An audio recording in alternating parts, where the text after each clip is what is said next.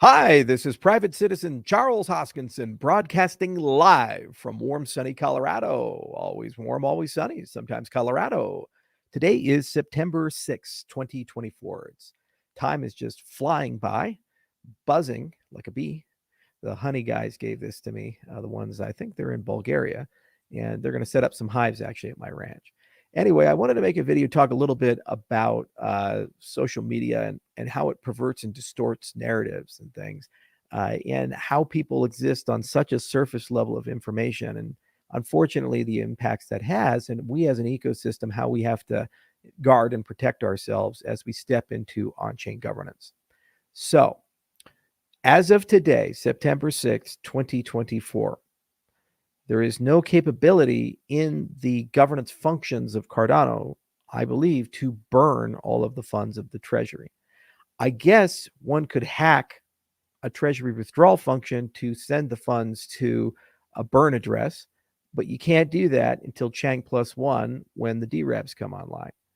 So there is no capability or serious proposal on the table to burn all the ADA.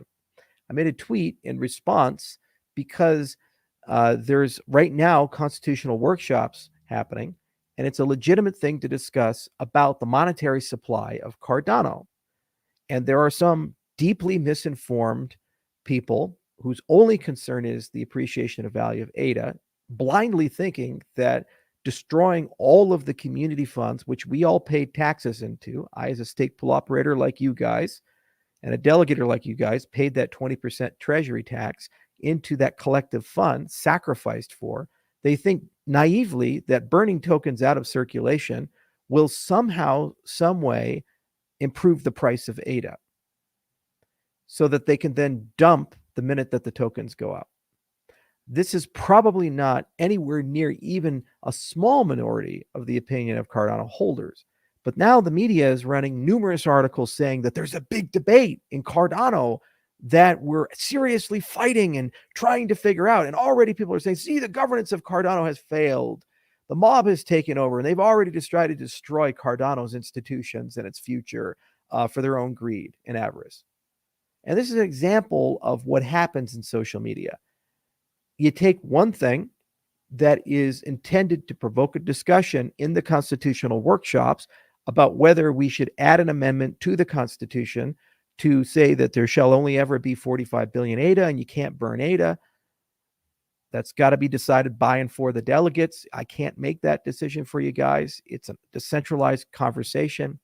And instead, we translate that to there's a real and legitimate governance fight going on in Cardano right now about basically destroying the entire future of the chain to make the token price go up a little bit. Guys, the token price would go down because people would realize there's no resources now for growth. And, the thing is that we need to chill out, and we need to understand that we are, as an ecosystem, behind on certain things, ahead on other things. We are ahead on vision, foundational technology, processes, adult conversations, and the capacity and ability to stage developers and scientists to solve some of the hardest problems humanity has ever faced.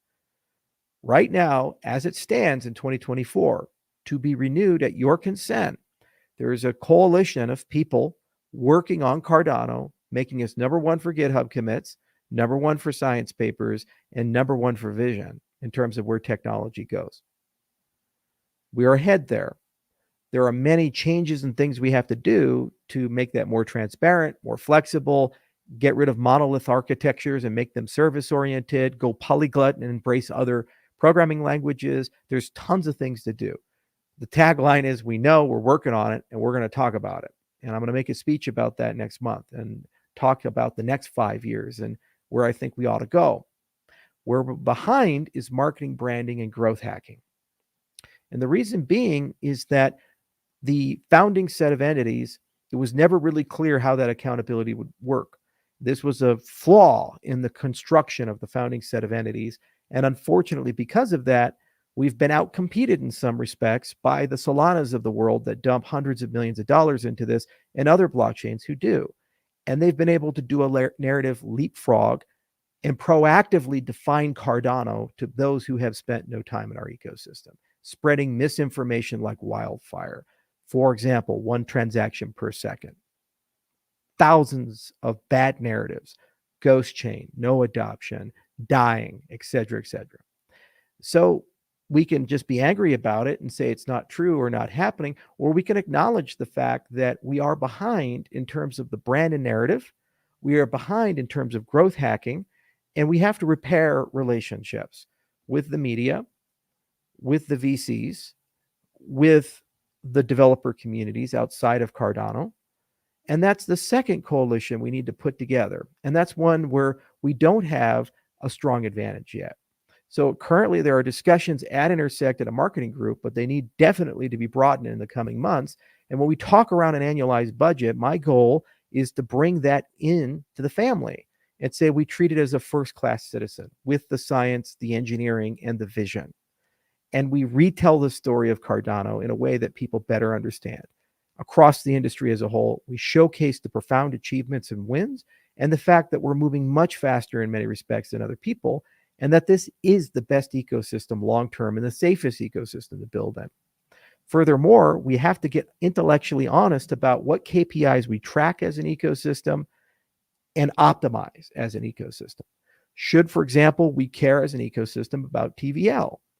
Many people do, and there are good reasons. Some people don't, and there are good reasons. But if we do care about it, we have to then track it and hold people accountable to its growth. Should we care about transaction volume per day?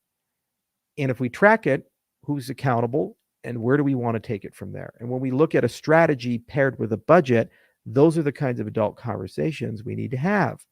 Then every time we market and brand, we start first with where the KPIs are at and how those key performance indicators are growing over time. And we can hold people accountable one way or the other. This new governance structure is truly amazing because it allows a nice interplay between institutions and on-chain governance and allows you, the community, to be in the driver's seat of ultimately deciding whether you want to go down this path or an alternative path.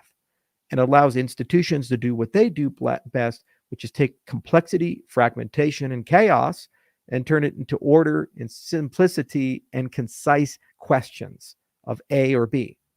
And then the on-chain government can work with them in that process and then ultimately make a judgment. Is this the path forward or not? That's how every good government does things, from Switzerland on down. Even the bad ones attempt to do this. And that's how you go to the moon. That's how you win wars. That's how you build rail lines across your entire country. That's how you transform your entire power grid from coal to nuclear. That's how you get adult things done that impact and change the lives of every people. I very firmly believe the foundations that we set on where we're ahead gives us the right to play in a conversation about actually changing the economic, political, and social systems of the world as a whole at a scale of millions, eventually billions of people. We have the vision to do this. Our ability to govern, our ability to coordinate, and our ability to work together is going to determine whether we actually do that. And this is the grand vision of Voltaire, and why I say it's the single biggest competitive advantage we have. All the other ecosystems are either saying we're perfect as of January 3rd, 2009, and don't need to change anything at all, and the world will eventually realize their brilliance, or trust me, bro, there's some founder over there, and they're going to figure it all out, and I believe in the founder. These are absurd positions, but that is the reality of the vast majority of projects in the cryptocurrency ecosystem. The ecosystems like Polkadot and Tezos and Cardano have embraced a very different view, which is, while we have a great start, it's not perfection, and we acknowledge it has to be improved. And you can't trust one founder forever to figure everything out because the world's a complicated place and founders die. And so it's very important that decentralized governance be embraced. We were the first to pair it with liquid democracy. We were the first to pair it with institutional support. We were the first to pair it with constitutional representation, which I believe are the missing pieces to help take complexity and turn it into simplicity. Should we pull this off, it means we can efficiently and effectively make high integrity decisions about controversial things, from roadmaps to budgets to ultimately who should be the key leaders to move forward. And it's very important to understand decentralization doesn't mean you don't have leaders. Decentralization means you have the power and ability to consent to have a leader and fire them if they don't do the job you hired them to do. That's what decentralization means at its core. And every single time we've ever wanted to get something done in human history, we've needed leaders to help guide us and push us forward. The difference between a democracy and a dictatorship is you get a say in that, as opposed to you don't get a say. And that is what we're embracing with the Cardano ecosystem where we go. And this example of misinformation is an example that no one is going to make it easy for us. And so we have to be hyper vigilant and really, really, really push hard to make sure that the narrative is set straight and right. We're not going to burn the treasury. No sane person would do that. To suggest it in an article and even elevate it to the point that it's a controversy is journalistic misintegrity. The debate is not that. The debate is, should that be a power that the governance people have or not in any capacity?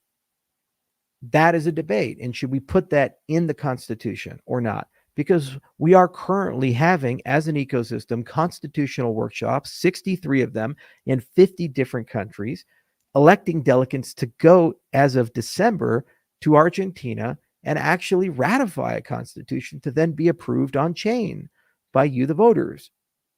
So probably pretty important that we bring this issue up now, because it's harder to change the Constitution afterwards. That's why we're talking about it as a hypothetical situation, not an actual situation, because constitutions have to be useful in the arc of history, not just today. That nuance will never be understood by the low information crypto media and the VC companies that own them, that have already taken their bets on VC coins with 50+% pre-mines that they've handed to friends and family to dump on retail when the markets recover. That's the truth of Ponzonomics, and that's the truth of a lot of the people that we compete with. You know, we are always going to be, in a certain respect, a different place, because we view things as an ecosystem and as a culture on a humanity scale, a civilization scale, and a decade by decade scale horizon. The other people view things on a day-to-day, week-to-week, month-to-month. How do we make the token price go up? And we don't really care about principles. And if we sacrifice a principle to make a buck, that's a good thing because we made the buck. Meanwhile, they're well more prepared and willing to sell out every single thing that makes decentralization and the Web3 principles possible, if it means they've enriched themselves. That is the difference. And you know what? Bitcoin no longer has earned the right to call itself the only sound money blockchain. Cardano is here too. And we will not allow the maxis in the Bitcoin ecosystem to take that from us. ADA is sound money. We are far more decentralized. We are deflationary in our monetary policy. And we have honored all, as our community, the commitments and principles and promises that were made. And we have engaged in a long arc roadmap and been up for 7 years.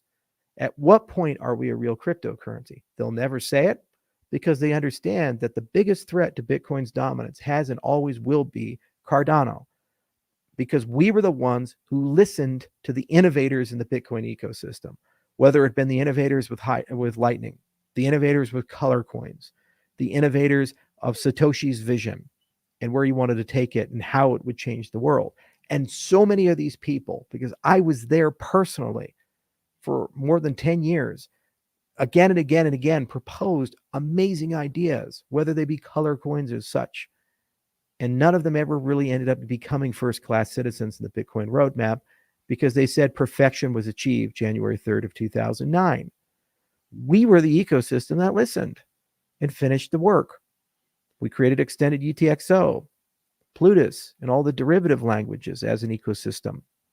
We figured out how to actually get Nakamoto consensus to work properly in the proof of stake world and have the exact same security properties as proof of work, but take all the benefits of what proof of stake gives us. And it took a very long time, 9 years of meticulous research, dozens of papers, tons of peer review, tons of formal methods work, massive amounts of simulations, and a live network for 7 years that's never gone down and been hacked and broken.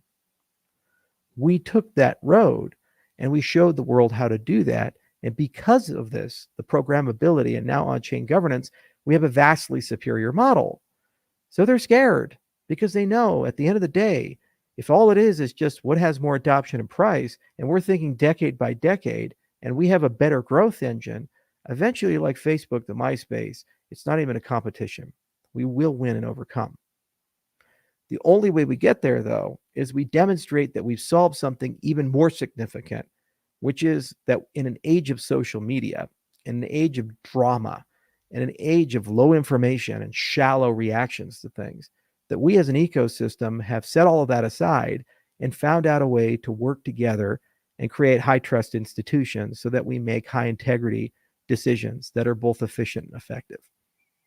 That is the only way we will continue to grow and thrive, and also having the ability to have adult conversations about what worked well and what didn't work well. And yes, we have leaders you have selected, leaders that are subject to the rule of law, leaders who can be fired, leaders who are there to do a job that you have chosen. And once it's done, they're gone. That is how progress is made. And that is how this protocol is going to take over the world. So I firmly believe Cardano's best days are ahead of it. And I believe we're on track. It's amazing progress that's happening. And I appreciate it's a little hard right now. And I appreciate it's very frustrating right now. And I know more than anyone else feel the media's disinformation and feel the VC disinformation and other people, and feel at times it's a rigged system. It's difficult when all these things hit us at the same time. And on the dawn of our greatest achievement, Voltaire, we still haven't gotten the love and support. There was no grand article from CoinDesk. It wasn't like the fork, with Ethereum going from proof of work to proof of stake, Elon Musk tweeting about it and other people. We're not going to get that today because they don't take us with that degree of seriousness, and they just think it's something. We're going to correct that. It's going to take some time to correct that. But in the end, once we do, what are they going to say? They'd rather live in a dictatorship. They'd rather live in total centralization. They'd rather live in anarchy and chaos. They'd rather live in technology conceived in 2009 and never updated. They'd rather live with a system that's not programmable. They'd rather live with a system that is programmable, but it's foundationally flawed in terms of its accounting and consensus model. They'd rather live in a system that makes no provisions to connect to the legacy world and doesn't understand identity and other such things. No, of course not. It's preposterous to suggest these things. They're going to live in the gold standard, the standard that's going to number one, and that's Cardano. So we're going to get it done one way or the other, but I did figure it'd be important to make a video and talk to everybody and say, everything's going along exactly the way we thought it would. And I'm excited. I'm more excited today than I've ever been in my entire history of participating in Cardano. I honestly believe we have a real shot to do something that's never been done before, and also a real shot to change the world in that we can make governance finally work, and for people to finally work together, and the ability to disagree without becoming disagreeable. See you guys soon. Cheers.